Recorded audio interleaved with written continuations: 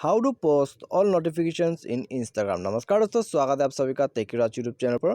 तो दोस्तों, आज के इस वीडियो में हम बात करेंगे कि आप कैसे अपने इंस्टाग्राम के एक नोटिफिकेशन को पोस्ट कर सकते हैं। ठीक है, आप चाहे तो यहाँ में 8 घंटा 1 घंटा आपके हिसाब से यहाँ में अपने इंस्टाग्राम का जो नोटिफिकेशन है उसको यहाँ में कंट्रोल कर सकते हैं, आप पोस्ट कर सकते हैं थोड़ी देर के लिए। ठीक है, तो यहाँ में आप उसे करने के लिए आपको सबसे पहले अपना इंस्टाग्राम अकाउंट जो है उससे ओपन करना है।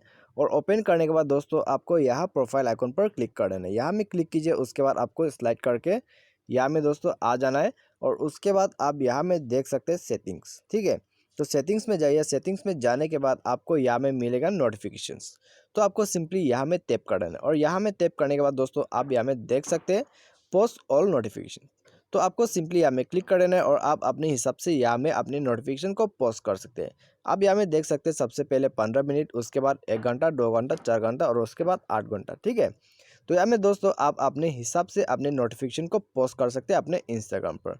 तो यहाँ में आप चाहे तो कैंसिल भी कर सकते हैं और आप यहाँ में अपने इंस्टाग्राम को पोस्ट भी कर सकते हैं।